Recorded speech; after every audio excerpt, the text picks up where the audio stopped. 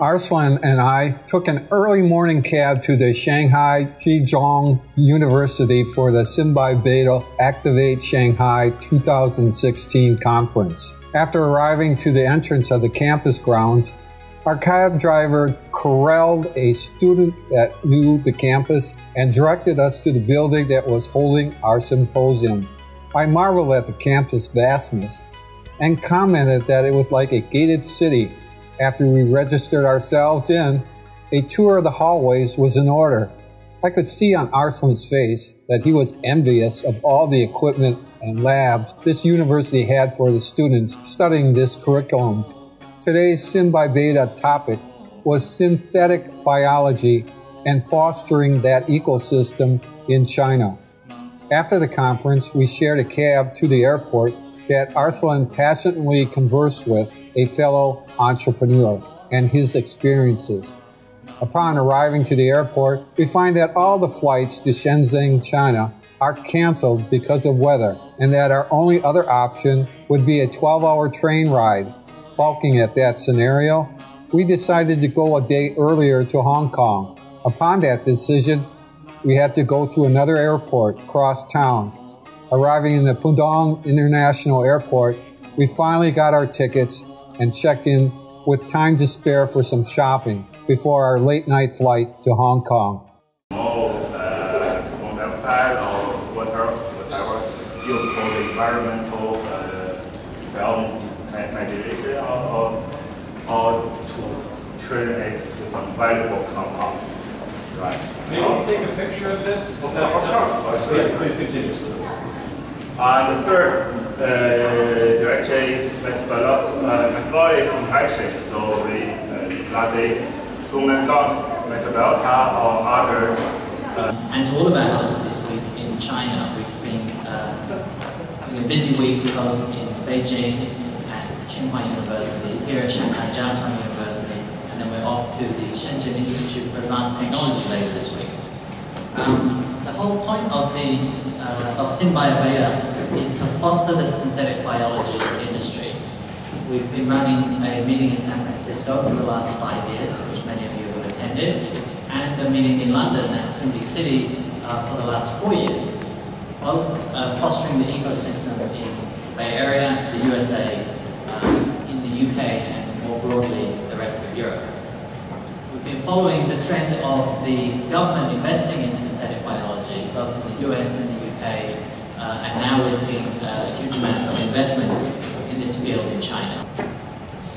What we're hoping is that the people in the audience, you are the next generation of entrepreneurs, and that the universities that we're associated with are the next generation of new technologies that are going to be spun out in the company.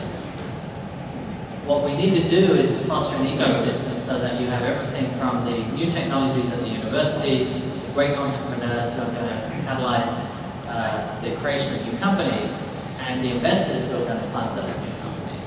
And what we want to see is the transfer of these technologies from the lab to industry and into people's hands for great new applications.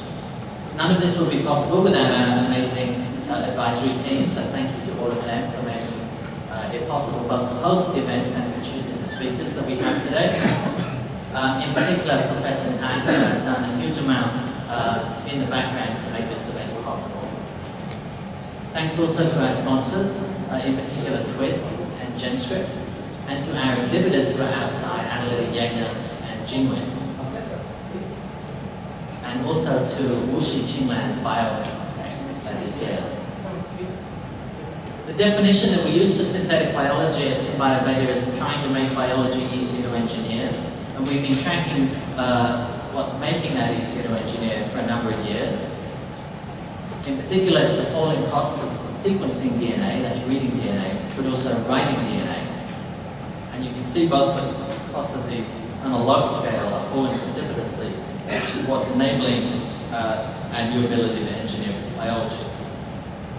We think that we're really at the cusp of the fifth revolution, both in industrial biology and in manufacturing using biology.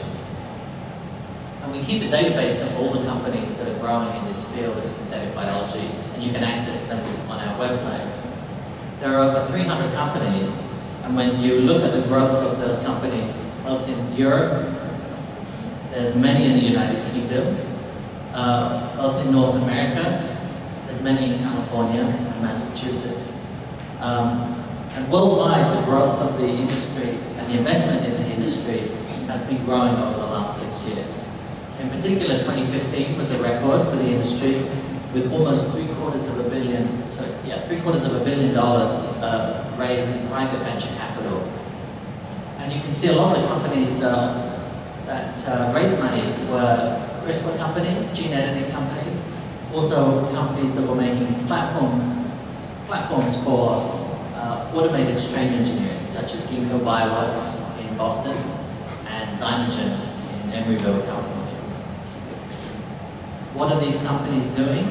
A lot of them are doing pharmaceuticals, therapeutics, a lot of them doing DNA synthesis, bio-based chemicals, and automation, for many different application areas. One of the most exciting trends that we've been following is in Silicon Valley, the growth of the tech sector investing in synthetic biology. Here you can see a number of tech entrepreneurs that you might recognize. They're the founders of companies such as PayPal, Yahoo, Netscape, Twitter. They've all started investing in biology in this belief that engineering DNA, and DNA is the next substrate for Silicon Valley. I want to give you a quick overview of the companies that are in the ecosystem. Starting on the bottom with gene and genome synthesis companies, coming up through the stack of CAD tools, computer-aided design tools for gene and genome design, cloud labs and automation, organism engineering platforms, and at the top layer, the application stack. You'll be familiar with a lot of the gene and genome synthesis players and the areas that they work in. From both short oligos to larger assemblies. From CAD tools, that is once you can synthesize a lot of DNA, what are you going to do with it? And you can see here the growth of the number of software applications for manipulating DNA in silico. From cloud labs and automation, there are many companies in this area. Cloud labs, we see Synthago, Emerald Therapeutics, and Transcripted. And Max Hodek is going to be joining us on the panel later this afternoon. And next up we have organism engineering platforms. And in particular, we can see a number of the companies that we've already mentioned, such as Ginkgo and Zymogen, along with Synthase from the UK, Monivol, based in Boston, and Synthetic Genomics in San Diego. Organism engineering platforms are not necessarily making one product or one molecule, but they're making a platform technology that can be used for making many different applications. Once we get to the top of the stack, which is where the most value is being created currently, you can see a wide variety of applications, from tools such as CRISPR tools, through to their use, such as in fuels, such as ligos, or chemicals such as Genomatica, or crops such as Syngenta. Many different application areas and many different applications. It's a DuPont's effort in synthetic biology. Many of you in the audience probably know me from my Genenco days. So 5 years ago, DuPont acquired Genenco, became an industrial bioscience division. So, to start my talk, I'm going to tell you a little bit more about the industrial bioscience business, which is an individual business in the DuPont company. So we have three distinct sub-business units. The bioactive, mainly the enzyme business, and where the majority of product came from Genenco acquisition. And biomaterial, where the synthetic biology will place. We have Serona and omega-3, that type of product. That's the main topic of my talk today. And also biofuel in terms of cellulosic ethanol and butyl effort we have going on. So DuPont Industrial Bioscience is really a global. We have our global presence. We have research centers around the globe. Two biggest ones in Wilmington, Delaware, that's where I am, and Palo Alto, California. Recently, we also applied Dyadics for their C1 expression system, which in Waukegan, Netherlands. We have another site in Leiden, Netherlands as well, and a site in Denmark, from Denmark. And you have a bunch of host platform. In terms of enzyme expression, you can we often use fungal Trichoderma bacillus.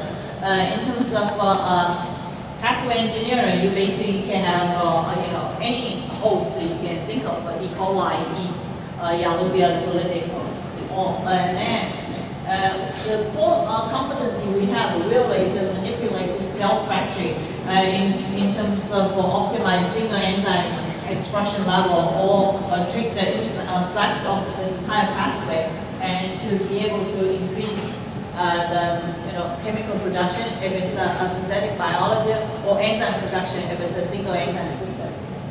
And then optimize through commercial scale and go through the fermentation, recovery, process, and development. Of course, in terms of single enzyme or biochemical, the downstream recovery process is totally different. And then just the manufacturing process. Oftentimes when we were students, this from an idea to a certain molecule to a certain enzyme, it's easy. That's often I see the scientist part. And there's in the industrial scale, there's an engineer part as well. You have to make a certain quantity to be profitable, and that's where we can put the product on the market. So what I'm going to tell you is about the two examples DuPont has done in the past. One is our 1,3-PDO pathway engineering. The second is the omega-3. So 1,3-PDO, this is the structure here, 1,3-chromodiol. I mean, many people know that Bacillus produce, many bacteria actually produce 1,3-PDO from glycerol. And there's no single organism produce 1,3-PDO through starch. So what DuPont did, because 1,3-PDO is a monomer of a PET. 1,3-PDO contains condensation through terophthalate acid, form this polypropylene terophthalate acid polymer. And this polymer has a wide industrial usage. And because of the monomer 1,3-PDO, the unique structure of that gives a lot of unique property of this this polymer. We call it a trade name called Sorona. So we started Gineco, that time with Gineco collaborated with DuPont, and the collaboration started in 1994. It took the entire almost a decade from the idea conception to the final commercialize this product, 100 million metric tons per year of plant startup. You can see it's a lot of milestones. So we partner with Ted Wyatt, formed a joint venture with Ted Wyatt, and to produce this product. 开业，它的产品新奇又神秘，但是却看不见摸得着，它始终就在我们的身边，那就是 DNA。伦敦的蒂伯里中学院实验室里，机械手一直不停地工作。他们组装的不是汽车或者钢材，而是基因，也就是有遗传效应的 DNA。这个自动化实验室可以同时进行数千种实验，快速生产可供支配的 DNA 片段。The idea of removing our reliance on synthetic chemistry and moving to biology, which is a much more greener, environmentally friendly space to be in. 自从2000年人类基因组的奥秘被破解后，合成生物产业便在英国迅速发展。不少公司都希望借助基因编辑技术来开发新的生物品种，比如不会引起过敏的花生。We're knocking out the genes that create the proteins responsible for allergic reactions. All you need to do is have this address that tells you which gene you want to target. You design that part, and it's fairly easy. 目前，在传统制造业不断衰落的情况下，英国政府大力扶持合成生物公司，希望能够通过合成基因技术制作抗生素和疫苗等产品，甚至能够合成新燃料来替代传统能源。东方卫视编辑报道。Pharmaceuticals since 1940s. So due to the microbial has a diversity, so show whether in the gene or synthetic pathway or chemical structure of the compounds. So we could get a variety of antibiotics, some potential drugs. So nowadays we are in the research team and also for the facilities. As you see, we have the Shanghai synchrotron radiation facility and the National Center for Protein Science. Yeah. So we would like to organize all these people working together. So in last year, at the end of last year, we set up this alliance. There are 12 institutions joining in this alliance. And we aim at striving for the fundamental research in synthetic biology, and also we would like to develop some key techniques. And most importantly, we would like to accelerate the research platform among the alliance members and promoting the repeat and efficient transfer of research achievement into industries. And last year, we already have some activities, and this year we have some plan. So this meeting also one activities from this alliance. I hope in the future, this Shanghai Alliance in synthetic biology will organize more people in China. And also now, there are many Chinese researchers that like to join in this alliance. And hopefully, I think this is a good opportunity with your visit. So maybe in the near future, we can set up an international.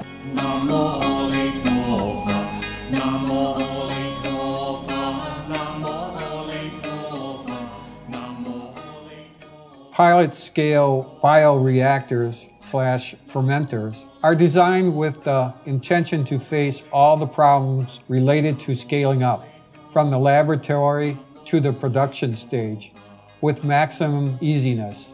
All fermenters, bioreactors of this series are compact and flexible. Optional are wheels, with the possibility to be installed even in limited spaces. What is chromatography, you ask? Well, quite simply, it is a broad range of physical methods used to separate and/or to analyze complex mixtures. The components to be separated are distributed between two phases, a stationary phase bed and a mobile phase, which percolates through the stationary bed. How does it work? Like magic, a mixture of various components enters a chromatography process, and the different components are flushed through the system at different rates. These differential rates of migration as the mixture moves over absorptive materials provide separation. Repeated sorption, desorption acts that take place during the movement of the sample over the stationary bed determine the rates. The smaller the affinity a molecule has for the stationary phase, the shorter the time spent in a column. So why is this so special? In any chemical or bioprocessing industry, the need to separate and purify a product from a complex mixture is a necessity and important step in the production line. Today, there exists a wide market of methods in which industries can accomplish these goals. Chromatography is a very special separation process for a multitude of reasons. First of all, it can separate complex mixtures with great precision. Even very similar components such as a protein that may only vary by a single amino acid can be separated with chromatography. In fact, chromatography can purify basically any soluble or volatile substance if the right absorbent material, carrier fluid, and operating conditions are employed. Second, chromatography can be used to separate delicate products since the conditions under which it is performed are not typically severe. For these reasons, chromatography is well suited for a variety of uses in the field of biotechnology, such as separating mixtures of proteins.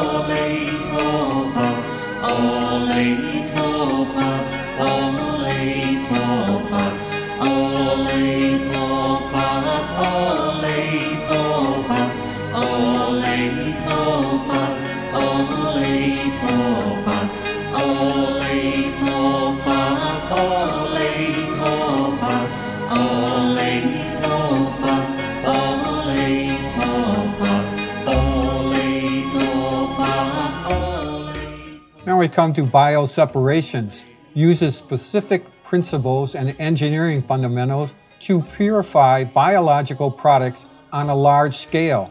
Purification enriches biological molecules, cells, and parts of cells into purified fractions, which are the end product of bioprocessing. While these products may have a high value, diagnostic biomarkers from biological material, therapeutic proteins from microbiology fermentation or cell culture, bioactive peptides from plants and animal tissue, the growing importance of industrial biotechnology is placing new demands on bioseparation technology that is not only capable of high purity, but enables low cost. Example includes extracellular products from microbial fermentation and chemical building blocks from biomass. The goal of Lori's bioseparation research is to systematically relate properties of broad classes of molecules to their retention on surfaces or in extractants, and to use this knowledge to develop and model processes for recovery of purified biological derived products.